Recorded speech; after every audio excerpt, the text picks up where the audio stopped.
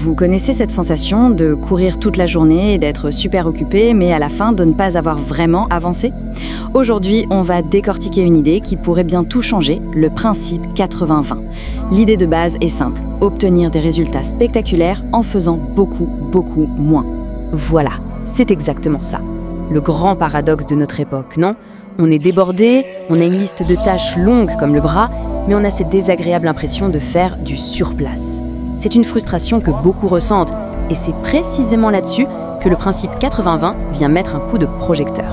On a tous grandi avec cette idée que pour réussir, il faut trimer, travailler dur, sans relâche. Mais et si ce n'était pas tout à fait vrai? La vérité qui est assez surprenante, c'est que le lien entre l'effort fourni et le résultat obtenu est complètement déséquilibré. En réalité, une toute petite partie de nos efforts compte infiniment plus que tout le reste. Alors, d'où sort cette règle qui va un peu à l'encontre de tout ce qu'on nous a appris? Pour vraiment comprendre sa puissance, il faut faire un petit retour en arrière, voir d'où ça vient et surtout ce que ça implique vraiment. Et le voilà, ce fameux principe 80-20. On l'appelle aussi le principe de Pareto. L'idée est hyper simple mais très puissante. Retenez bien ça, environ 80% de nos résultats découlent de seulement 20% de nos actions. Ce n'est pas de la magie, non? C'est un schéma qui se répète, un déséquilibre naturel qu'on observe partout et qu'on peut apprendre à utiliser à notre avantage. Et attention, cette idée ne sort pas de nulle part. Ça a commencé à la fin du 19e siècle avec un économiste du nom de Pareto.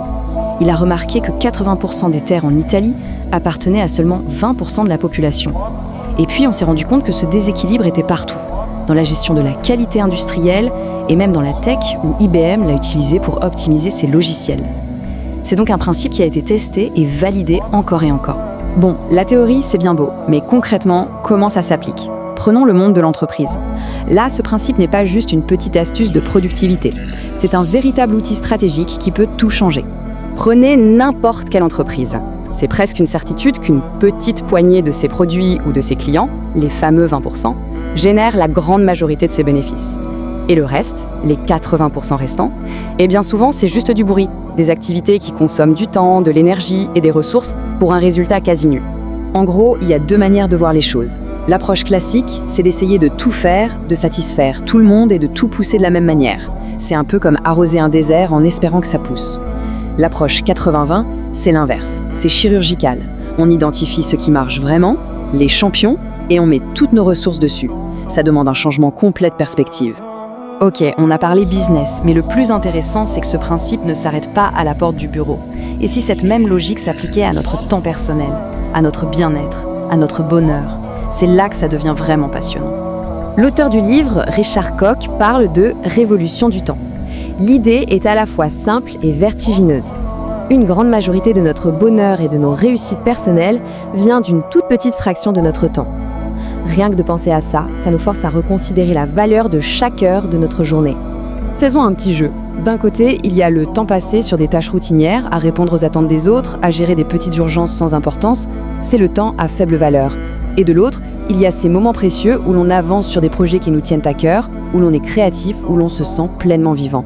Ça, c'est le temps à haute valeur. La question clé est lequel des deux domine nos journées. Alors, comment on fait concrètement? Il y a un plan en 4 étapes. La première, c'est un déclic mental. Il faut arrêter de croire que plus on travaille, plus on réussit. C'est faux. Deuxièmement, on joue les détectives pour trouver nos 20% personnels, nos pépites. Troisièmement, l'étape cruciale, on réorganise notre vie pour faire plus de place à ces activités-là. Et enfin, le plus difficile mais le plus libérateur, on apprend à dire non, à éliminer ou déléguer les 80% restants.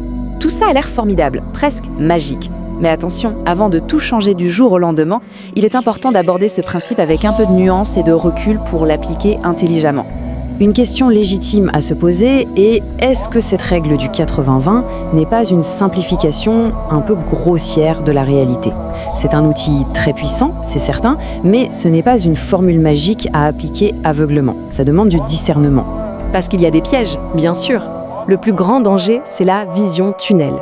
Si on se concentre uniquement sur ce qui fonctionne aujourd'hui, on risque de passer complètement à côté des opportunités de demain. Il faut donc voir le 80-20 comme une boussole qui donne une direction, pas comme un GPS qui dicte chaque virage. Finalement, cette citation de Richard Koch résume parfaitement l'esprit de la démarche.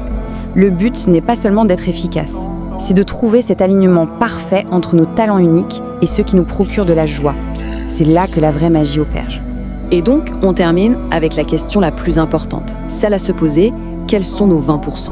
Quelles sont ces quelques activités dans notre travail ou notre vie personnelle qui font vraiment toute la différence?